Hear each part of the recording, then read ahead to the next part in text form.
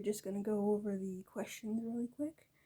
For meeting the requirements, my entire game is based off of bees, their hierarchy, and the various animals that do prey on them. In terms of uniqueness, players can actually see their opponent's health go down in real time with these sets of cards here. For differences, the cards are here, which you'll see later. It's this bottom tier, this bottom order right here. To break ties, you would use this. As the story goes, that each player has their own hive, these two over here, and they're using these animals up here to mess with the other hive, their opponents, that is. But when the enemies that you see up at the top with the red arrows, when they hit a stalemate, the bees will use their own method, which is this blue one down here, to figure out who won between the two. In terms of what work I did, as you can see down here, card game by me, I did everything from the rulebook you see here to all the cards, including the backs and fronts, all the art you see right here, all of that. And then for the credits, of course, it's back here. Now, we're going to set up a game, which I already did for these guys. So normally what you do is you'd grab this deck, which I'll flip one of them over so you could see. You'd grab this deck here, player cards with a little symbol, and you would find all 8 of these guys and all 2 of these. So you put these in the center, like you see here, because these are your main health. So when this is uncovered, basically when these cards are all flipped over, you're done. After that setup, you actually can see it here as well, this hive zone. That's why this one in the middle is lighter, because it is the colony card you can see in the middle. For battle formation, these are what the battles look like. So you would draw cards, not from this blue deck, this is for the tiebreakers. You draw from this rather large enemy cards deck. So each player would draw 3 cards. I'm going to grab 3 of them here. Now, once you grabbed them, you wouldn't let your opponent see them. We're going to be able to see all of them since we are playing both roles here. But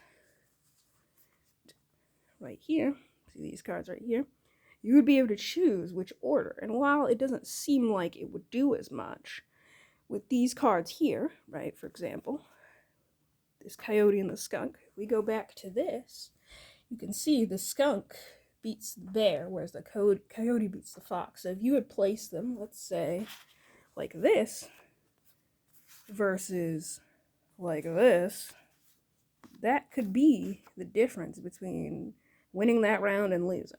So we're going to go off of those. We're going to put them in the formation. This will be the top player. I put the health and such over here for ease.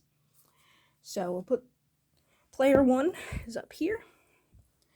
And we're going to grab some cards to get player 2. Now some of these, as you can see, they don't do anything. And look, we got a very odd hand here with all of them. You always reshuffle the deck again every time. But I'll reshuffle it in a second just for clarity's sake, because, getting all of this is not optimal for demonstration purposes. However, it is a good way to show off, as I planned, this lovely hive system. So let's say it's like this. As you can see, skunk and coyote over here do not interact, meaning this is just straight up draw. So what we do is we have them grab this deck and then just flip one each. So someone got queen and someone got worker. Now if you go to the tier, queen beats drone, because this is worker. Worker's over here. Queen beats drone, which means this upper player is the one that won, so the one on the left, which means the loser on the right would flip one of their cards. So now they have 3 health instead of 4. Continuing on, as you see, since they did lose, you take these 2 cards, leave them like this so you can see that they've already been flipped. Just leave them over there. These cards, you do a similar thing, but they will go, instead of there, over here, just to keep them out the way. Then we go again. So you've got these cards. Like I said, normally you would be choosing them, but obviously we're seeing everything in real time this time instead of the traditional system where you have 2 people. So if you look at this order here,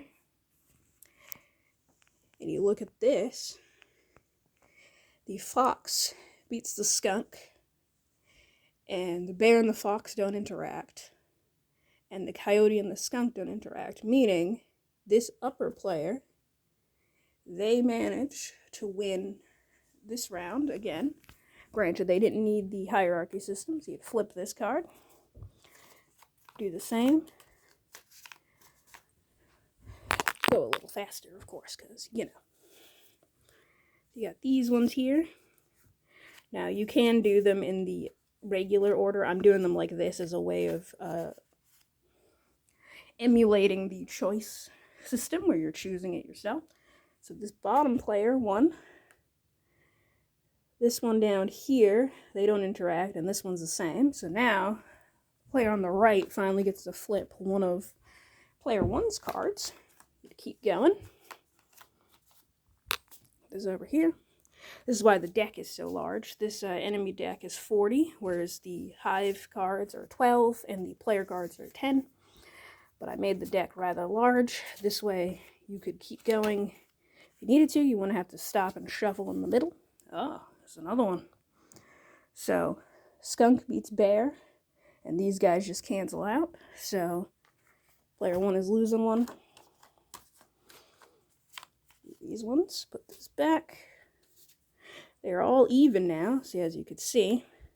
And like I said, since you would be the one choosing where they go, there is a very, very high chance that your choice, where you chose to put the cards, that is the reason you could have won, or lost, that is. So if you look at this one, bear beats coyote, and then fox beats skunk, meaning the bottom player won 2 rows out of the 3, which is pretty good for them. Keep going like that.